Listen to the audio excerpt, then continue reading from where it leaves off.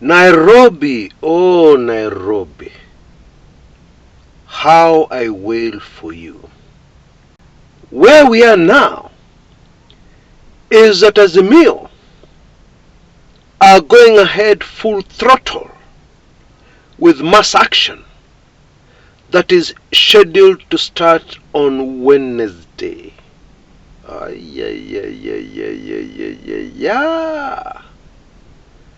What we have seen over the last few days has been a flurry of activity for Raila Odinga and other Azimio top leaders in preparation for a mass action move never before witnessed within the borders of Kenya.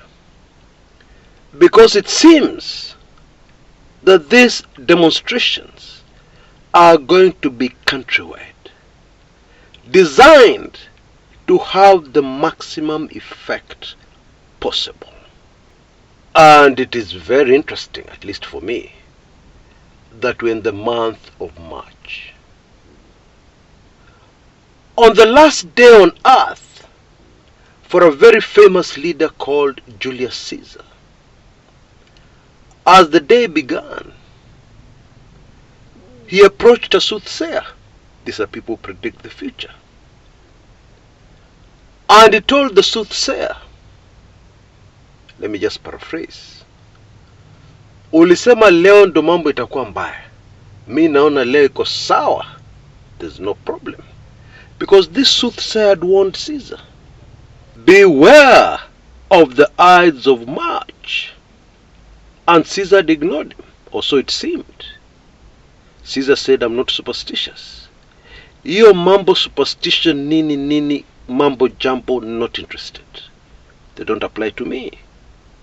So that's why it was strange on this day, very early in the morning.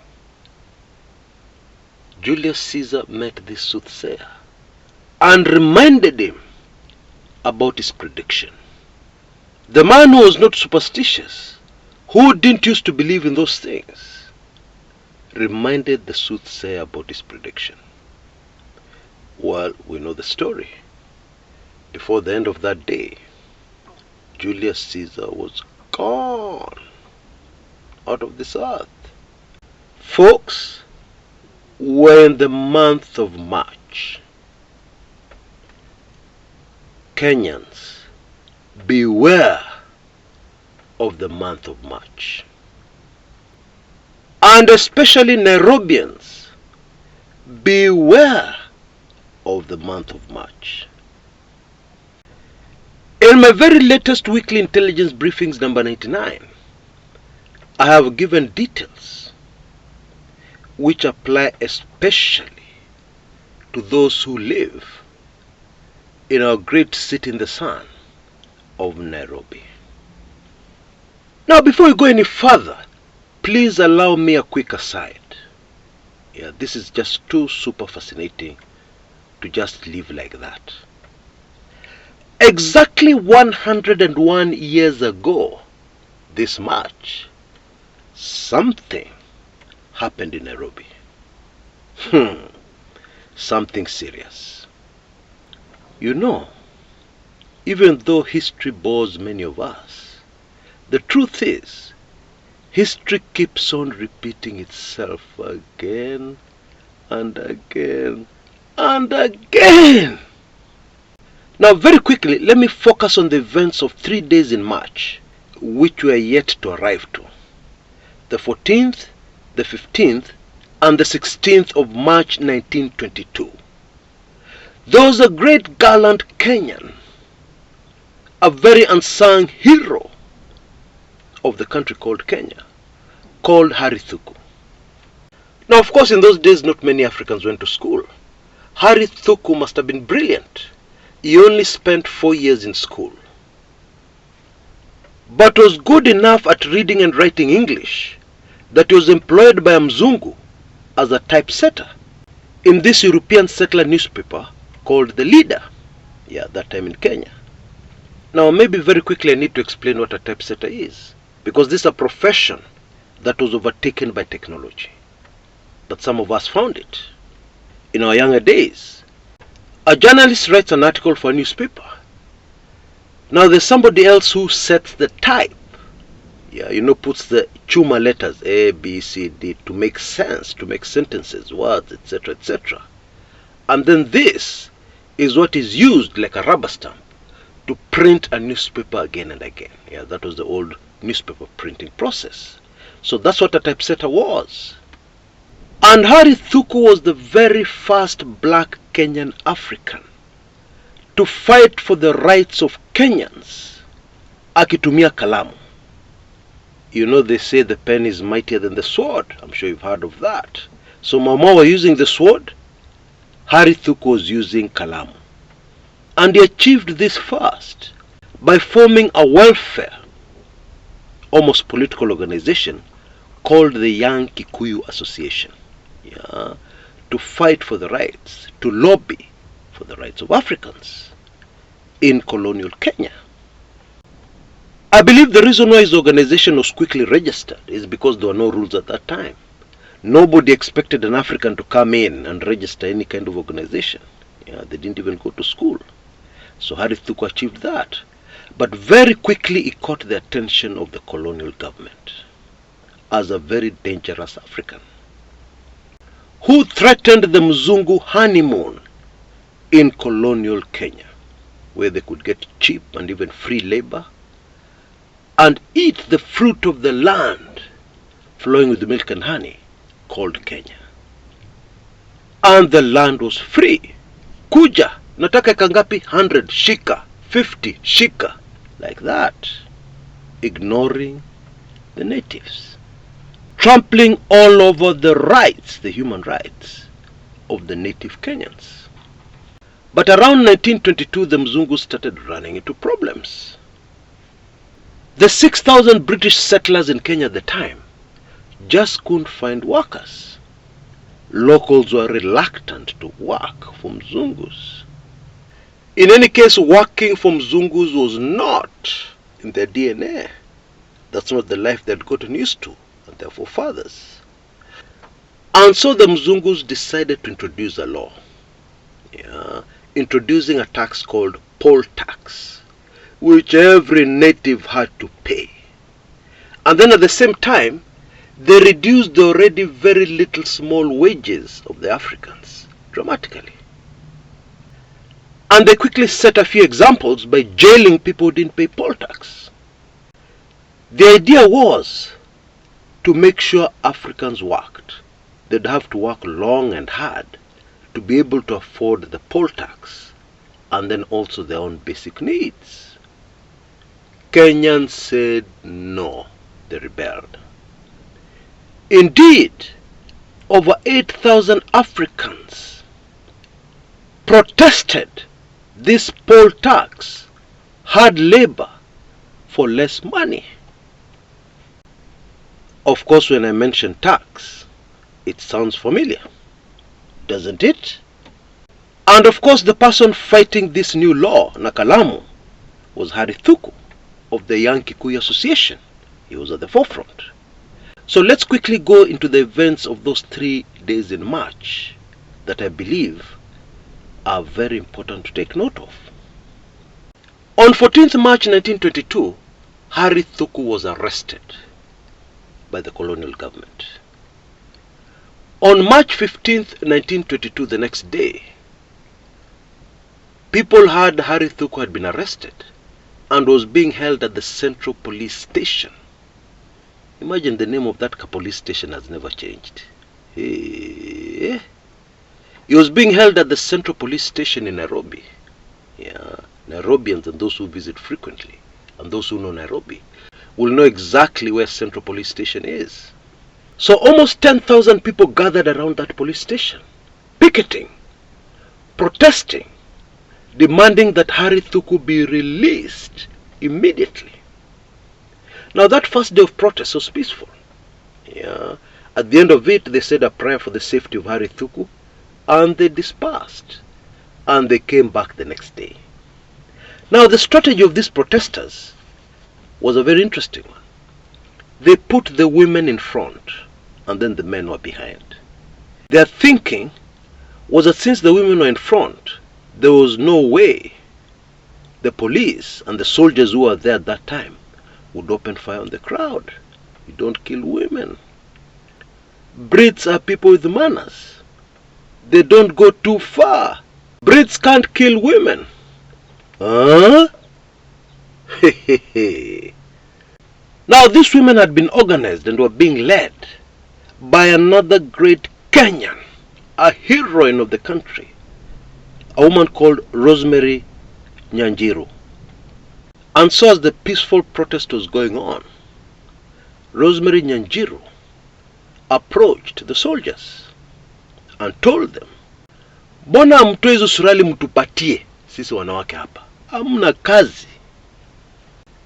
Now we will never know whether it was panic or an order was given. But what happened next?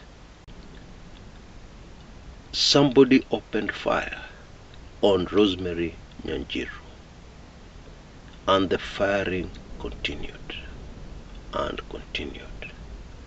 Now meanwhile, at the Norfolk Hotel, I'm not sure if it's still there, and if it is still there, what name is being used. But Norfolk Hotel for many years, into the 80s and 90s, is just 100 meters away from the Central Police Station, karibu hapo na KBC, almost opposite to the KBC, Kenya Broadcasting Corporation gates. There are some white settlers seated there, enjoying themselves. And multiple eyewitnesses say that these settlers got very excited, rushed towards the gunfire, saw the people running away, and they too opened fire. Oh boy. The official story was that some natives, who must have been out of their minds, attempted to attack the Central Police Station, and therefore the soldiers had no other option but to open fire. Meaning that the Mzungus who were seated enjoying themselves at the Norfolk Hotel also had no other option but to open fire. The official death toll was 20. 20. The real figure was at least 1,000 Kenyans lost their lives that day for a better Kenya. Rosemary Nyanjiru, may your descendants be very proud of the woman you were, and may they never forget that they're in a better Kenya because of your bravery. Harry Thuku was quickly exiled to Kismayu, which as you know is now in Somalia. In those days was still under the British protectorate, the colonial government of Kenya, as they like calling our country. Fast forward to 2023, 101 years later. Kenyans are going through a lot of hardships. They're feeling the pressure of money, just like in 1922, when wages were reduced and a tax introduced at the same time. You see, the most dangerous thing for a government is to have too many people or a large percentage of your population who have nothing to lose. Oh, that is deadly. As the colonial government discovered in 1922. But there's something the colonial government did that bought them more time. After the terrible events of March 16th, the colonial government introduced some piecemeal reforms. Kufunga watu macho. Africans were even allowed to form political parties, but they had to be tribal political parties. You are not allowed to form a political party with more than one tribe. And in that way they bought themselves another 40 years in the heaven on earth that was called Kenya. The late second president of Kenya, Daniel Toroitich arap Moi, used the same tactics to buy himself 10 more years as president of Kenya. Piecemeal reforms, allow back multi-party politics, legeza hapa na pale, and he remained at the helm for 10 more years. The Kenya Kwanza government, wamekaa ngumu. Hakuna kitu kama hiyo. Handshake, forget it. Nobody is interested in that handshake, but they're just telling you, handshake hakuna, nothing. Get back to our Kenyans. And it may just work. But of course history tells us different. And so 101 years later,